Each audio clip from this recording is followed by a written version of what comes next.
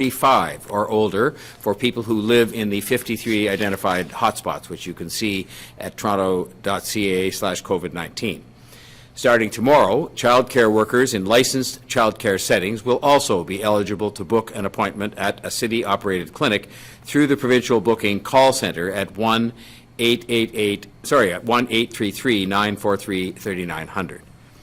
As this month comes to an end, we know that next month will bring a lot more vaccine doses, and we will run in a situation out of the valley that we're currently in.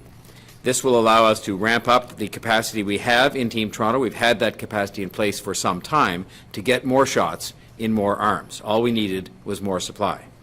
To all the people who are eager to get vaccinated but not yet eligible, please know that day will come soon as supply increases and we are able to get through the initial groups established by the province. This morning, we announced that the City is partnering with Vaccine Hunters Canada to assist Toronto residents in identifying available next-day appointments at the City-run immunization clinics. Getting everyone vaccinated is a huge, all-hands-on-deck effort, and Vaccine Hunters have stepped up to help people get vaccinated and to navigate the different registration systems. I want to thank Councillor Cressy and City staff for working with Vaccine Hunters to find a way we can share information on available appointments in City-run clinics.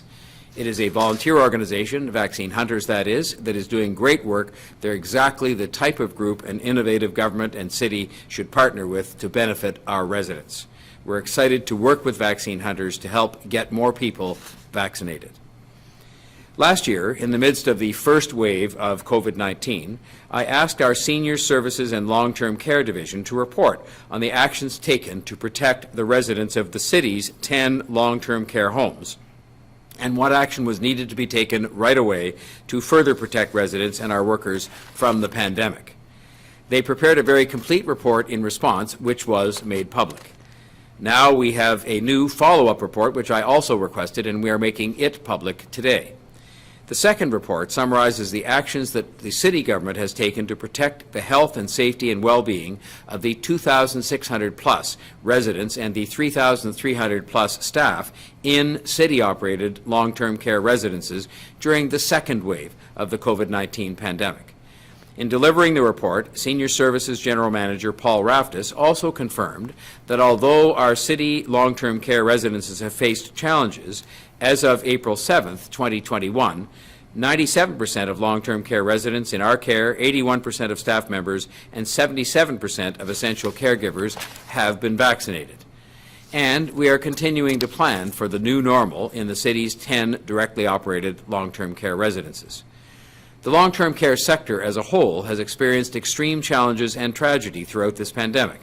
And while they generally met these challenges fairly well, the city's 10 directly operated residents were not immune. The difference, however, is how the city managed the crisis by collaborating with colleagues throughout the Toronto Public Service, building strong relationships with health system partners to care for our residents. While every resident death is a tragic loss and a single death is one too many, the report notes that the city's long-term care homes have fared better in the second wave relative to the first wave, with fewer cases in our homes and less loss of life. Senior Services has continued with enhanced efforts following the first wave of the pandemic, which included increasing staffing capacity, infection, protection and control training, enhanced cleaning and PPE use, and the creation of isolation rooms in all resident home areas so as to significantly improve outcomes for residents during the pandemic's later stages after the first one. We know from our experience over the last year that proactive testing, enhanced screening, including rapid testing, and vaccine prioritization for long-term care residents, essential caregivers, and staff members have worked together to lower positivity rates and result in fewer COVID-19 deaths in city directly operated long-term care residences, the 10 of them. Today, city long-term care residences are planning for the new normal, in line with all ministry visiting and public health restrictions. I mentioned that this report being made public today is an update report, building on a June 2020 report which included 16 high-impact recommendations to improve emergency and resident care in the city's long-term care residences. 14 of these recommendations have been fully implemented, with the remaining 2 well in hand.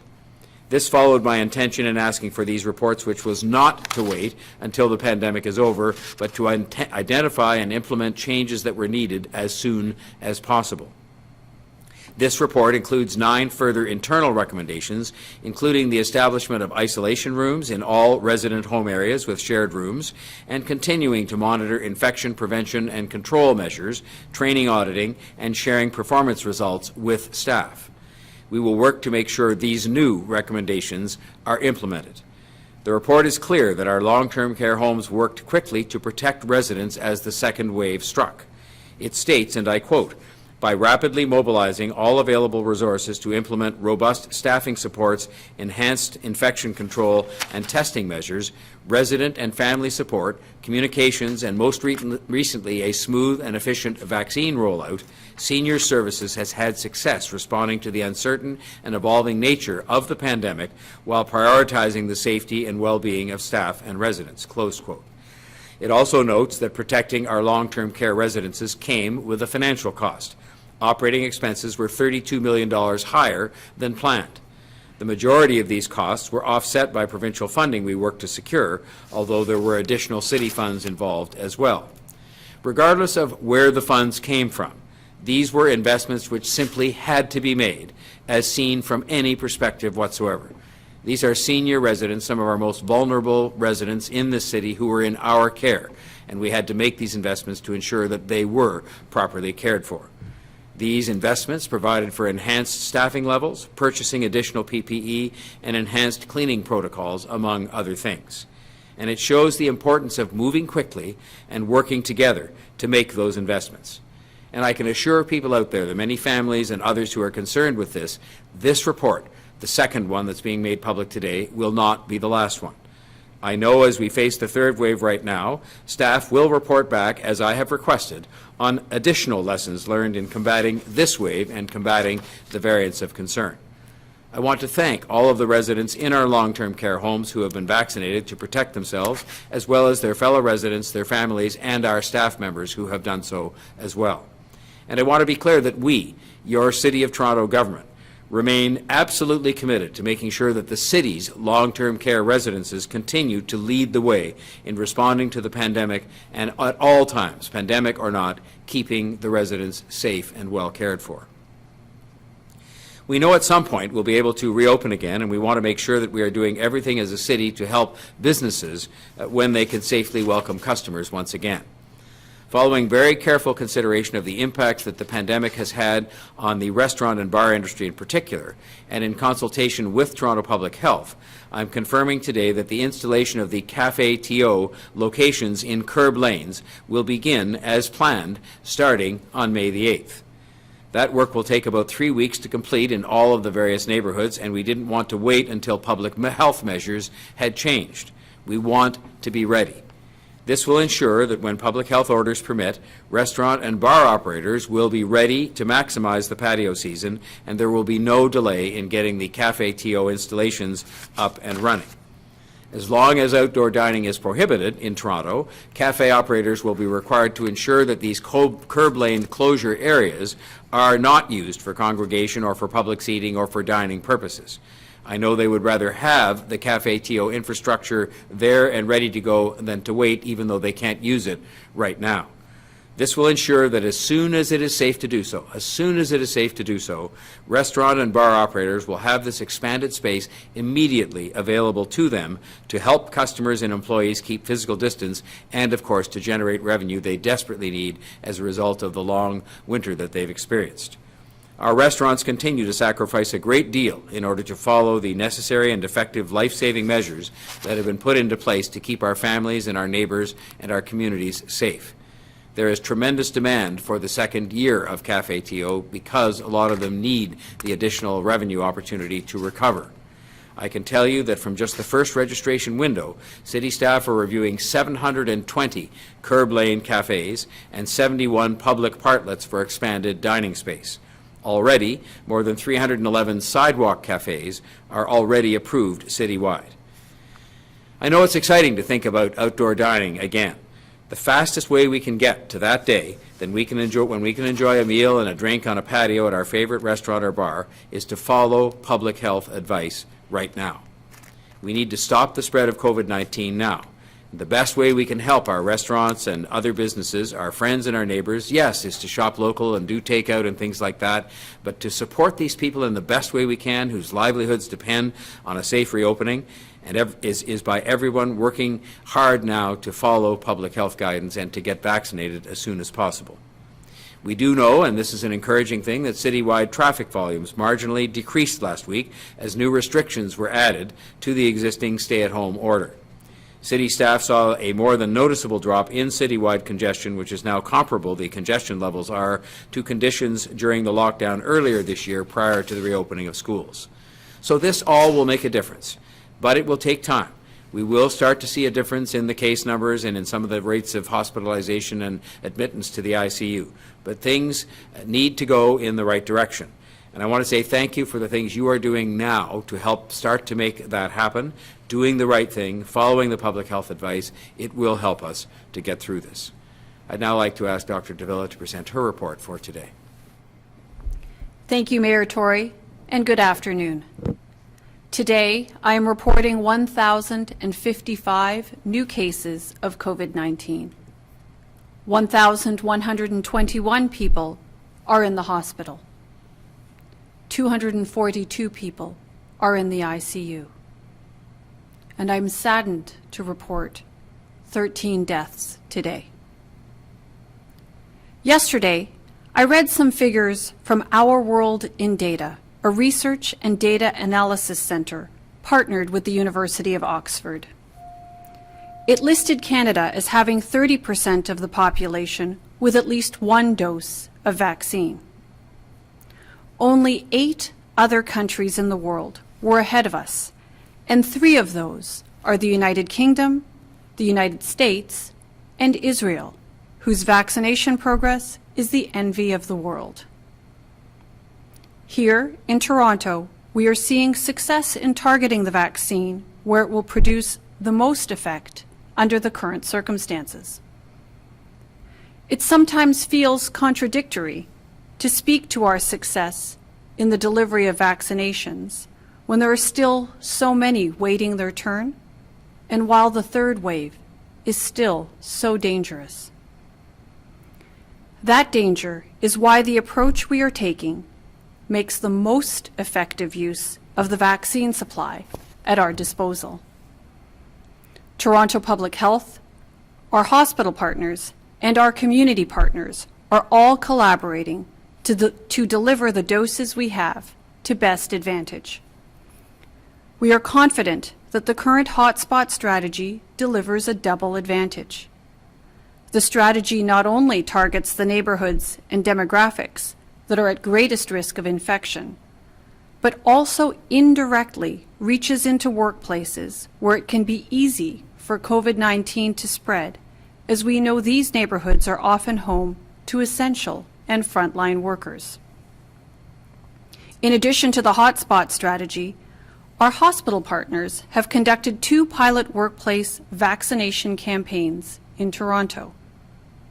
We are actively working with our vaccination partners to review these pilots, and together we'll make decisions on next steps when we have more vaccine supply.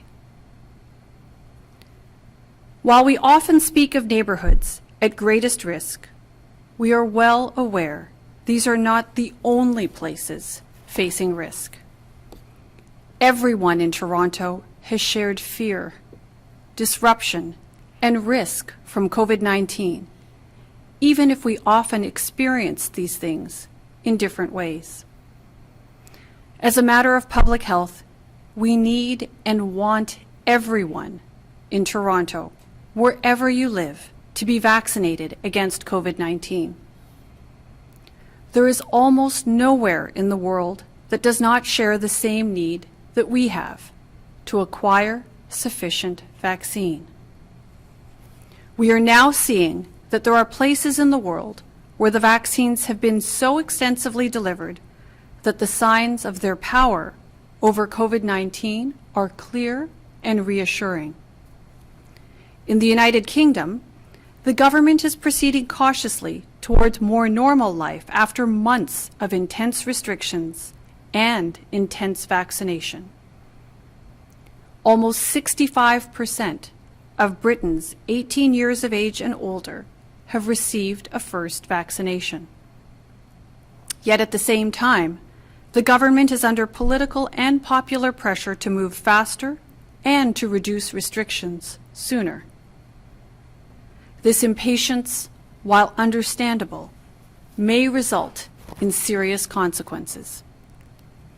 All eyes will be on the UK as it moves ahead to observe which path it follows and what follows from the path it chooses. The same is true of the United States. In the U.S., the Centers for Disease Control and Prevention has published information about what vaccinated people can do now, including yesterday's announcement that fully vaccinated people don't need to wear masks outdoors, except in crowded settings.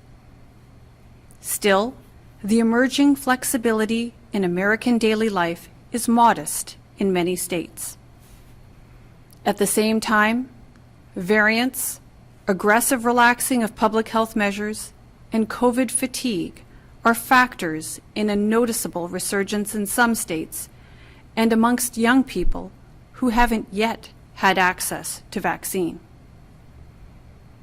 There are lessons in the experiences of those who are ahead of us in the long march toward a more usual way of living. Each step we take as individuals during this stay-at-home order will determine whether we will outpace the risk of COVID-19 or if COVID-19 will outpace us.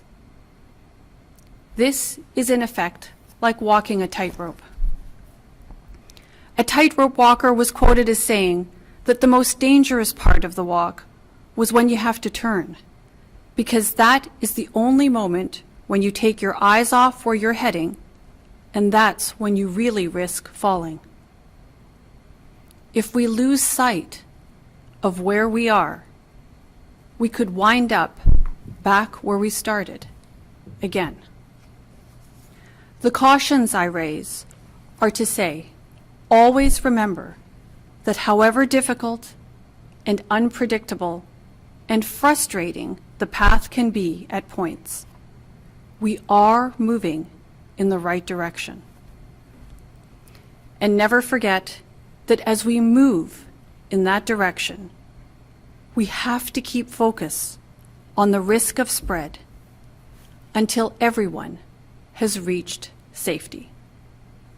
I'll now turn it over to Chief Pegg to deliver his remarks. Thank you, Dr. Davila, and good afternoon. The eligibility for booking vaccine appointments is determined by the Province of Ontario. Effective 8 a.m. yesterday morning, the province extended vaccine eligibility to those 45 years of age and older who live in hotspot areas. Further, beginning tomorrow morning at 8 a.m., childcare workers in licensed childcare settings are also eligible to book their appointment for COVID-19 vaccine in any of the city-operated vaccine clinics. Over the course of this week, we are able to vaccinate approximately 46,000 people across our network of city-operated clinics. I'm pleased to report that 10,651 people successfully booked their appointments for vaccine in a city-operated clinic on Monday. Another 21,046 people booked yesterday, and as of 1:45 this afternoon, a further 4,914 people have booked today. As of this morning, there were a few vaccine appointments available for the remainder of this week, and there are still appointments available to be booked during the weeks of May 3rd and May 10th. To summarize, the following groups of people are eligible to book their appointment for COVID-19 vaccine in a city-operated clinic. Anyone who is 60 years of age or older, anyone 45 years of age or older who lives in one of the identified hotspot neighborhoods, anyone who is pregnant, any elementary or secondary education workers who work in a COVID-19 hotspot in Toronto, any elementary or secondary education workers who support students with special education needs, any elementary or secondary education workers who live in a Toronto hotspot, and beginning tomorrow morning, any childcare workers who work in licensed childcare settings. Residents who are 60 years of age and older, along with residents who are 45 years of age and older and who live in one of the identified hotspot neighborhoods, are able to book their appointment via the provincial online booking system. Those who are pregnant, education workers, and beginning tomorrow, childcare workers, are able to book their appointments by calling the provincial call centre at 1-833-943-3900. The number of appointments that are made available in city-operated vaccine clinics correspond directly with the number of doses of vaccine that are available to be administered. As vaccine availability begins to increase moving forward, we are both able and ready to expand our clinic operations to match. In closing, I would like to address one important question that has been raised of late. Regardless of where you receive your vaccine, and regardless of which vaccine you receive, there are no costs or fees that you are required to pay. Receiving your COVID-19 vaccine is free for everyone, including receiving your vaccine in a pharmacy or any clinic location. Thank you for all that you do to help stop the spread of COVID-19 in our city. Please continue to monitor toronto.ca/COVID-19 for the most up-to-date information on immunization in Toronto. Thank you. Thank you very much, Chief. We'll now go to questions. Just a reminder to please unmute yourself. We'll go first to Brian Passafume from the Toronto Sun. Brian, go ahead, please. Hey, good afternoon, everybody. It's a quick question in regards to the Vaccine Hunters partnership. I'm curious as why the decision was made to frame this as a partnership, when all it seems the city is doing is providing a third-party information on next-day appointments, vaccine appointments, and essentially not paying a group of volunteers to advertise city-run clinics. A lot of people, myself included, owe a debt of gratitude to Vaccine Hunters Canada for the great work they do in helping people navigate what I think we can all agree has been a pretty confusing vaccination rollout. My question is, putting all the spin aside for the moment, is there some sort of sense of embarrassment that this group of volunteers has managed to succeed at something that the city has so far had a bit of a hard time figuring out? I'll start with that and just say that what there is a great sense of pride in the fact that people would come forward as volunteers, would develop an app that can be so useful to people, and can add to our overall and overriding desire, which is to make it as easy as we can in a complex set of circumstances, not all of them determined by us, about who can get vaccinated and when. I mean, I admit that for people keeping up with all these different rules that are put in place by the province and different clinics operated by ourselves, by the hospitals and others, has been daunting for people to deal with. But our objective, and we've had all kinds of partnerships, and we call them that because that's what they are, people working together in a common cause to get people vaccinated and make it as easy as possible. And I take great pride in the fact that these people are out there, and great pride in the fact that Chief Pegg and the city organization said, let's make sure we work as closely together as possible. So all it involves is us giving them a roster of available appointments and them making those through their channel known to people, which in turn hopefully makes it easier for people to hook up. To me, this is an entirely good news story. There's not a bad news aspect to it. Okay. A second question in regards to Councillor Matlow's proposal to prevent drinking in parks that the Economic Committee sent into limbo yesterday. I'd like the Mayor's stance on this, specifically allowing drinking in parks, and how you reacted to the Councillor's argument of equity, as he mentioned, only a privileged few in Toronto actually have access to backyards, patios, and balconies. Well, I will just say this. I've been on the record for some time as being favorably disposed to taking a look at these laws so as to consider the notion of people having a glass of wine or a can of beer when they're visiting a park. People are doing this in any event.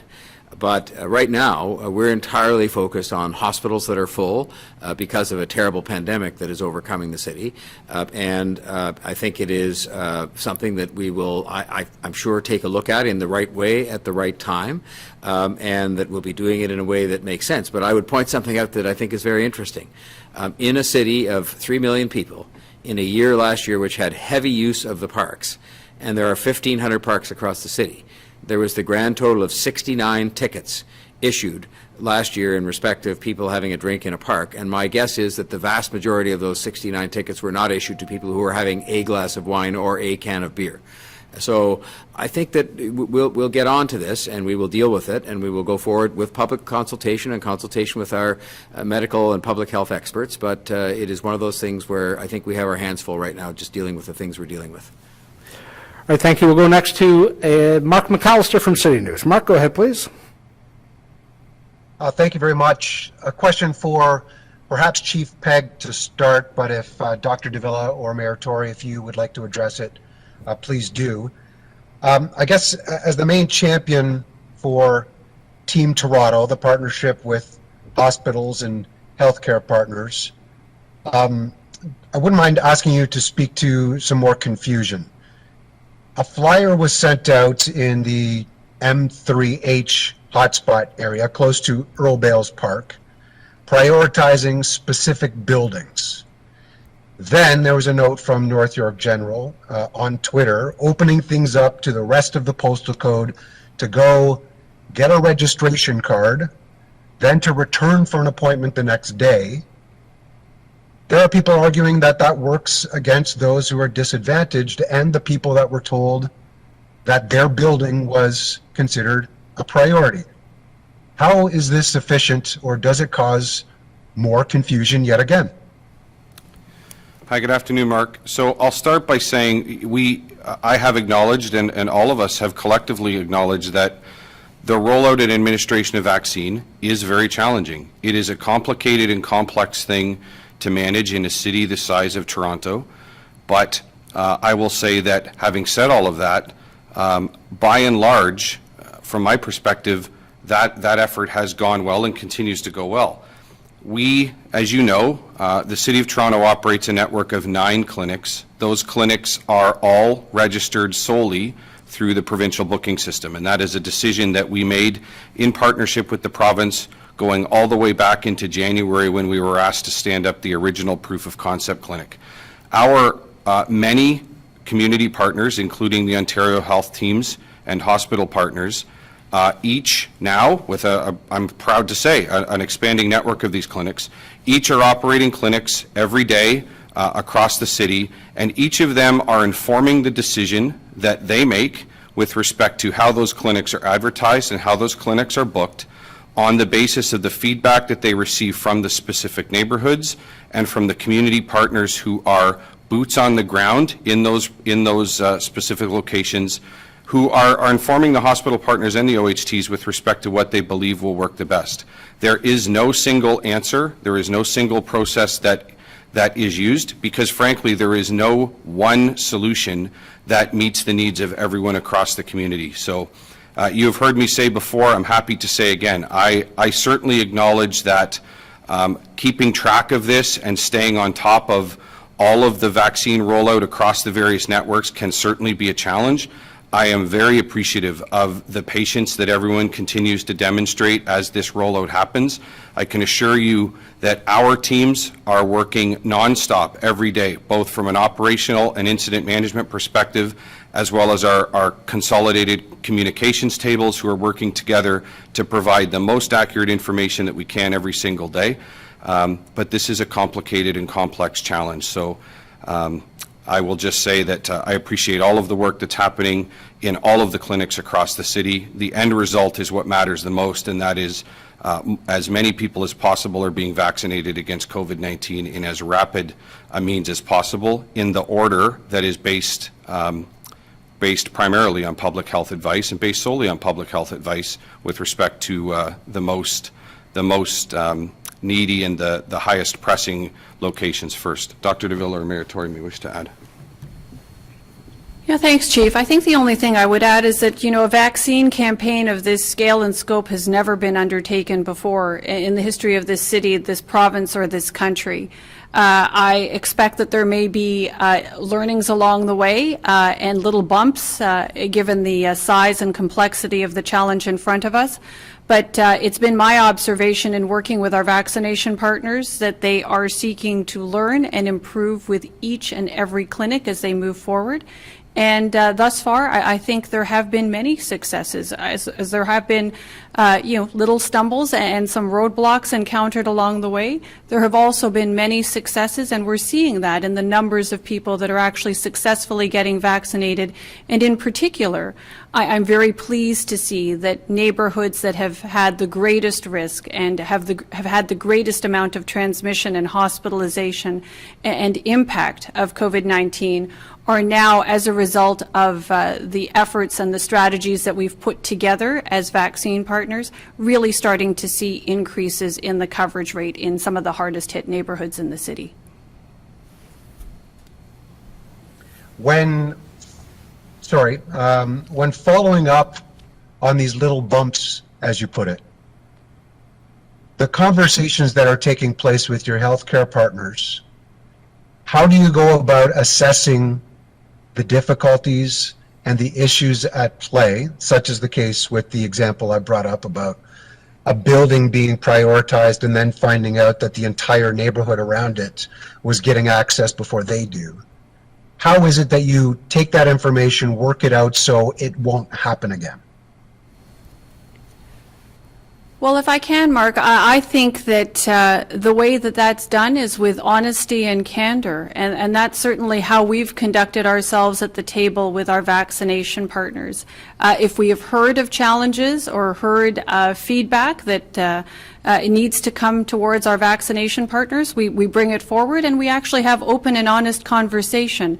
Because if there's one thing that I can say, there isn't a single member at that table, of vaccination partners that isn't interested in doing the very best we can to get as many vaccines into arms in concert with that prioritization framework. We want to do this safely, we want to do it efficiently, and we want to do it as quickly as possible because we want the entire city to be able to experience the protective benefit of vaccines.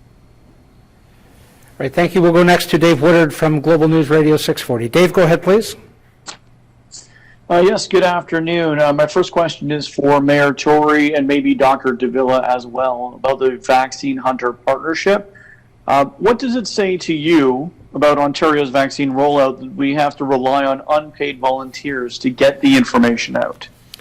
See, I don't accept the premise of the question. What I would say our mandate is here collectively is to use every single channel, every single resource, every volunteer, every set of legs and eyes and ears and brains that we can to get as many people vaccinated as quickly as possible and to make it as easy as possible for them. And so if some enterprising people, volunteers, God bless them, put together an app like this that people started to use and providing information about how you can get vaccinated, and we can help them a little bit, let's look at it that way. We can help them do what they're trying to do, which happens to be exactly the same thing we're trying to do by giving them information on vacant appointments, and they in turn can make that available through their channel in addition to all the efforts we're making to get that information out. That's exactly what we should be doing, and that's exactly, I say respectfully, what they should be doing, and they were doing voluntarily. And again, I'm proud of the fact that we're working together to do that because it's all hands on deck here. This is a team effort, and if we work together with people like Vaccine Hunters and many, many others, we'll get more done, get more people vaccinated, and get this nightmare over with. Follow-up, Dave?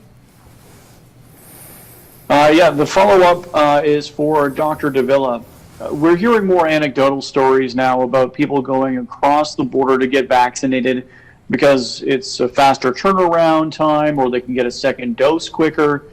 We've also heard that some medical experts might be recommending this in some cases so it can open up more spots here. Dr. Davila, where do you stand on people going south to get vaccinated to open up spots here in Canada? So thanks for the question, and I can appreciate that some people might see this as an opportunity to help free up spots. That's the implication I think that is being made there. But I would say this. There is currently a stay-at-home order in place, and we are encouraging people to abide by that stay-at-home order to the greatest extent possible. We know that the more we move around, the more we have that opportunity to interact with other people, frankly, the more we contribute to COVID-19 spread. Vaccine is coming in, and as you've heard, we are doing our very best with our vaccination partners to use the resources we have available to us to the greatest effect. right? Focusing on those neighborhoods in concert with the science where we know transmission is greatest and where the benefit of providing that vaccine up front is the greatest, not just for those neighborhoods, but for the city writ large. So I would encourage people, absolutely, when your turn comes up, please go access vaccine as quickly as possible.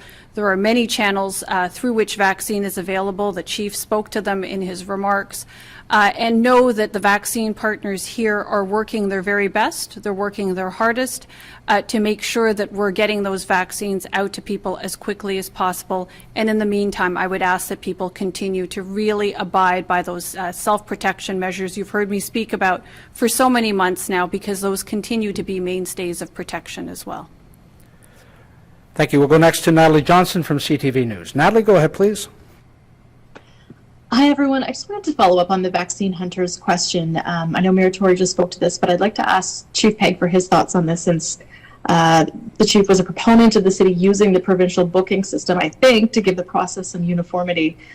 I know the city is touting this partnership as a win, but don't you think that the very fact that this third-party volunteer resource became so popular in the first place speaks to a communications failure by the government on how people can get their vaccines? There's numerous booking systems within the GTA that don't talk to each other. People are on numerous waiting lists, and in many cases don't even know if that means that they'll get an appointment. And so they turned to vaccine hunters for distilled or aggregate information to help them make sense of all of these complex parallel systems. Hi, good afternoon, Natalie. I'll be very candid. I think that the work that the Vaccine Hunters Canada folks are doing is indicative of the power of reach of social media. And we have seen, certainly have seen throughout COVID, and obviously before and in other issues as well, but social media has played an important role in our ability, our collective ability to communicate with one another during the response to COVID-19 and during the ongoing vaccination efforts. The fact that this group of volunteers have come together to commit their expertise and their time and effort to a cause as good as this, quite frankly, warms my heart. And you know, when you think about, I'll speak for me, when I engage in social media, and when all of us are subjected to oftentimes what amounts to be so much negativity in that world and in that environment, the fact that these good folks are partnering with the City of Toronto and countless others to be a ray of hope and to provide some positive help, I think that is one of the things that makes me very proud to live in this province and to live in this country. And it is one of the things that causes me to stand up and applaud all of their great work. And that's exactly what I do. They're doing good work for the right reasons and for the sole purpose of helping people access available vaccines in the fastest amount of time. And my hat is off to them all. Do you wish then, Chief, that as part of the provincial portal, there was just one pre-registration system in place where everyone just put their name on one master list and then would be notified directly about when and how to book as they became eligible? Well, when I think back to, as I said earlier, back in the early part of the year in January, when the province of Ontario asked the City of Toronto to stand up the first proof of concept clinic, which was at the Metro Toronto Convention Centre, part of that operation was for us to also evaluate and test the then under development provincial booking system. I will say that booking system, for what it is intended to do, works extremely well. The online portal, the portal that people access online for the purposes of going on and accessing available appointments and booking them, is intuitive. It is continuously being reported to me as being intuitive, being seamless, being easy to navigate, and has and continues to work, I would say, nearly flawlessly. When I think about how daunting a task that is, trying to manage the process, even if you just think about the City of Toronto, where our population exceeds that of many provinces, when you think about how big a task that is and what a robust engine is required to run that, I think the province has done an admirable job in moving that forward and getting it up and running. I'm sure history, we will all look back and there will be all kinds of things that we wish were the case. Frankly, my wish is that that none of us even knew what COVID-19 is. But that is our reality. We have worked at the speed of COVID to respond, to put robust tools in place to the very best of our collective ability, and to operate them, manage them, and communicate them in accordance with the information we have available in as timely, open, honest, and transparent a means as possible. That's where we've been, it's where we are today, it's where we'll continue to be. I'm sure when this is all over and it's all said and done, we'll be able to look back and learn lessons from that. That's part of any after-action review, and I have every confidence that our city will undertake those processes. I'm sure that others will as well, and I'm sure there will be lessons learned. But as it stands right now, the provincial booking system is serving us well. It was the right decision for the City of Toronto to be a client of that service. And I commend the province of Ontario and their technology team for the system that they have built and for continuing to operate it in a means that has been nothing less than reliable. Thank you, Chief. We'll go next to Mark Douglas from 680 News. Mark? Thank you, Brad. I don't want to spend much more time on this topic with the Vaccine Hunters Canada, but a follow-up question again to Mayor Tory and Chief Pegg. Just again to follow up on your very high praise, and I think warranted praise for Vaccine Hunters Canada and its use of social media. I just want to know, do you believe the city can learn anything specific from the way that group is gathering and sharing information to the public? And I am wondering here about specifics, something you've seen Vaccine Hunters do that you think, oh, we should be doing that at the city. I'm not enough of an expert to sort of know on what works best on social media. What I do know is that oftentimes it's not government or even big companies that come up with kind of innovative ways to get people's attention, that little twist that causes people to think that it's the place to go. I think a lot of it sometimes just has to do with the sort of viral spread of the name of the website or the Twitter address or the application that catches people's attention, and then one thing leads to another. I will just say this, I think our job nowadays in government especially, and I think the same is true in business, and that's from a previous life in my case, but in government, our job isn't to be all things to all people and be the people that have the very best of every single website. We're going to try to do that, but if there's somebody out there that can supplement our efforts and make sure that we can get more information to more people to make it easier for more of them to get vaccinated, then, you know, and we often talk here about the fact that sometimes it can be two Ryerson students or two U of T students sitting in a room developing something that is going to be better than we could have a squad of people have come up with in the very best of our companies or in the very best of our governments or anywhere else. And that's the joy of being Canadian, is that we have people with good ideas, we have people who volunteer to step forward, and they help out in what is one of the most important causes we've ever been involved in our lifetimes. And so, to me, I'm sure we'll learn lessons from it when we go back and analyze what did Vaccine Hunters do to start off and catch fire in such a way, and what could we do then to make sure our efforts either later this time or next time are mirroring that. But you know what? By the time we even have that discussion, somebody else will have come along with something better, and that's the joy of being in this country with all the smart people. And the task I think we have is to take advantage of that and partner with those people, as we're doing, so that the ultimate beneficiaries are the people who are going to get vaccinated. Mark, it's Chief Pegg. Perhaps all I can add is that undoubtedly one of the keys to effective social media is to amass a following, if you will, or a set of followers that are aligned and are following that particular channel for that particular reason. I think Vaccine Hunters has done a fantastic job at aligning people and at engaging people from an interest perspective and getting them to follow and engage and sharing information. And yeah, there undoubtedly will be lessons learned there, as the mayor just said. I think it just really speaks to the often overwhelming power of social media, and this is smart, dedicated, passionate people who are bringing their expertise and their knowledge of social media and using it for the power of good, understanding that just in the same way as negative information can spread quickly, so can positive information spread quickly when used effectively on social media, and they're leveraging that machine, and I commend them for that. Thanks very much. I'm running out of time in my day. I'll have to pass on a follow-up question there. Thanks very much for your time. Thank you, Mark. We'll go next to Shauna Hunt from City News. Go ahead, Shauna.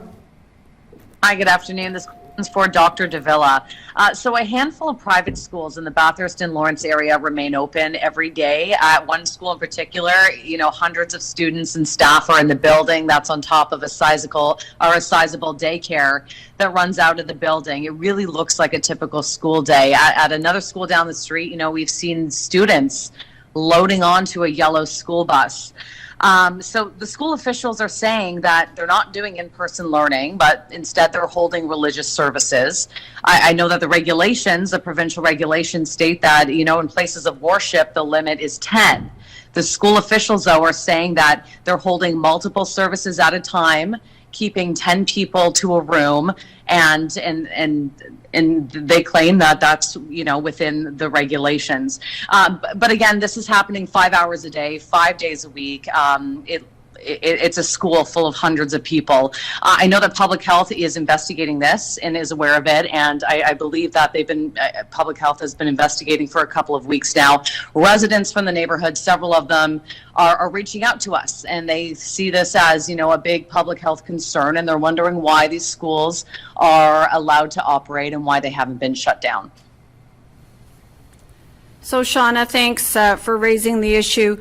You're quite right. This is something that we are aware of, and it's something in which public health staff, amongst others, are involved in investigating. And I think that in order to be fair and appropriate, it's important to let investigators conduct their investigation appropriately and then work with those who have expertise in enforcement and in assessment to determine what the next most appropriate steps are. I appreciate that there are concerns that you've indicated are being raised by neighbors or members of the community, but there's what it might appear to be or what people may think is happening. And then there's what is actually happening, and we can never tell what that is until you actually do the investigation, do a proper assessment, and then take reasonable steps to manage any public health risks that might exist. So that's exactly what the staff at Toronto Public Health have done throughout the course of the pandemic, whether it's in respect of this particular situation or any other. And I think you can count on us to continue to do that work and to do fair and appropriate assessments, seeking to limit or mitigate any public health risk where it exists in our community.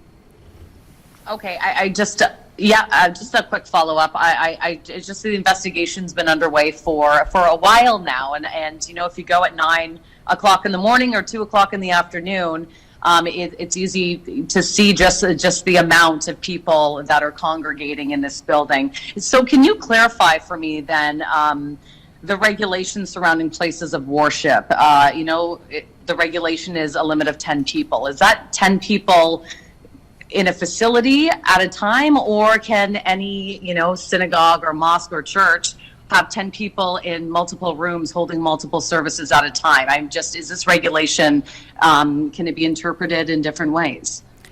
So, Shauna, I think in my experience, different people tend to have different interpretations of existing legislation. I think that's what keeps our lawyers so busy. They do, read the legislation, and again, different people have different interpretations.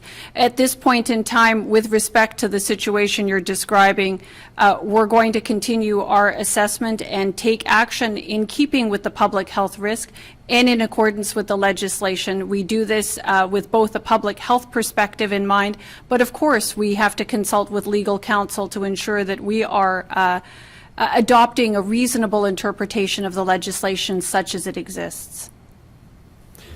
Thank you. We'll go next to Mike Walker from CTV News. Mike, go ahead, please. Good afternoon. Thank you for taking my questions. Just following up on the CafeTO announcement, and sorry if I missed this earlier.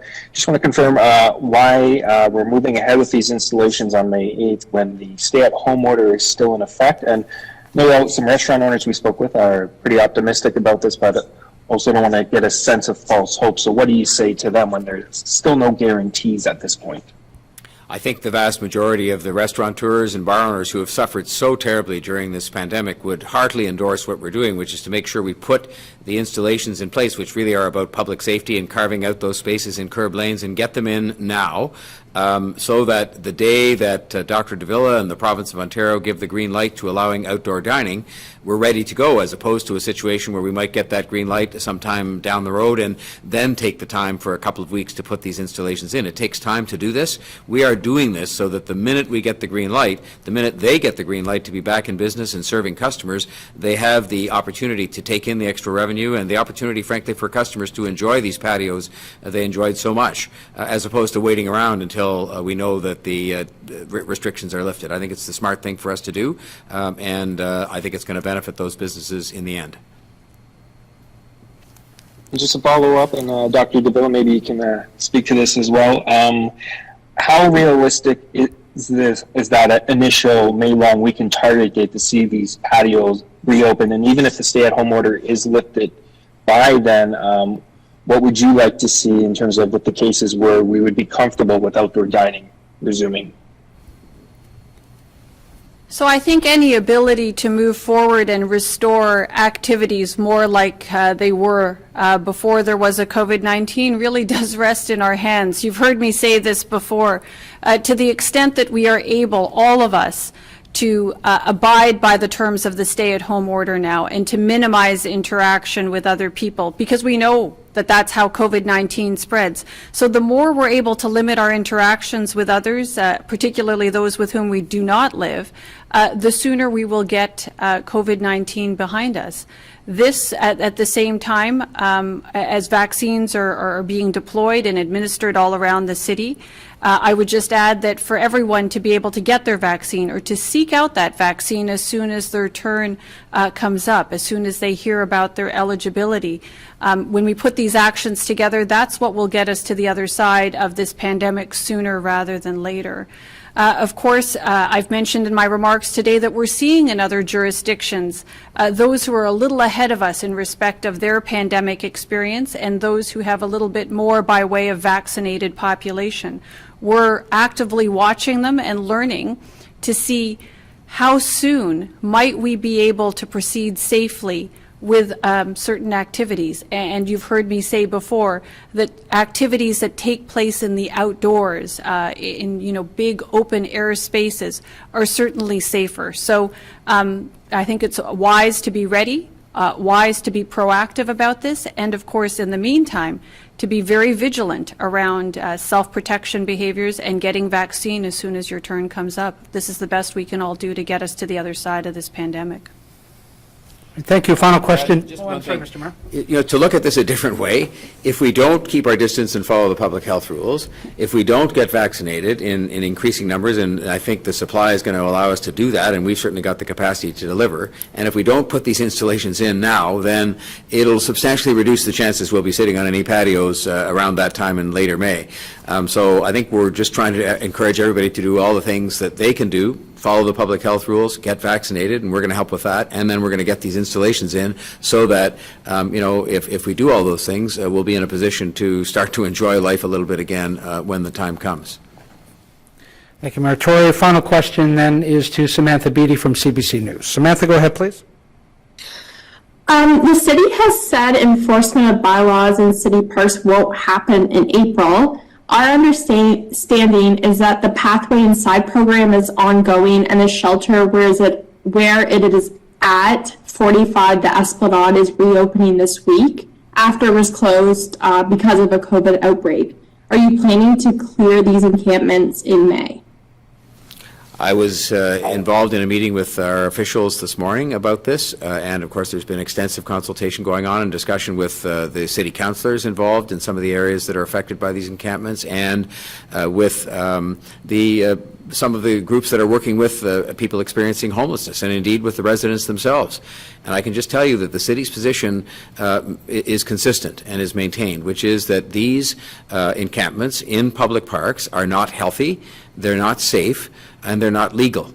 And what we're now concentrating on doing is finding alternate housing and shelter for the people who are resident in those encampments. Then we are going to take steps to take out some of the many tents and other structures that are actually not occupied at the moment. But that is something that is our responsibility to do. But we're doing it in that way in Toronto that uses a combination of compassion and resolve to get something accomplished as opposed to any other approach we might take. That's it, thanks.